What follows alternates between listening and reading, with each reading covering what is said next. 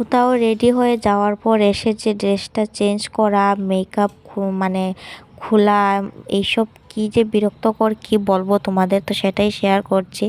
তো সরস্বতী পুজোতে গিয়েছিলাম, তো এটা অনেক আগেকার ভিডিও। তো দেখো আমার ঘুম পাচ্ছে, শরীরটাও বেশি ভালো ছিল না, খারাপ ছিল শরীরটা, তার মধ্যেও গিয়েছি।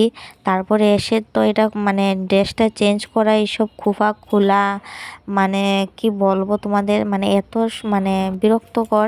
তো এগুলি সব খুললাম, আর চুলের মধ্যে ব্যথা হয়ে গেছিল খোপাটা বাঁধা থাকার কারণে, পুরো মানে মাথায় ব্যথা করছিল।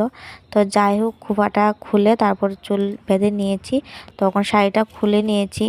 তো সেটাই শেয়ার করছিলাম যে কোথাও মানে গিয়ে চলে আসার পর বাড়িতে মানে ড্রেসটা চেঞ্জ করাটা অনেকটা মানে বিরক্তকর ব্যাপার, সেটাই বলছিলাম।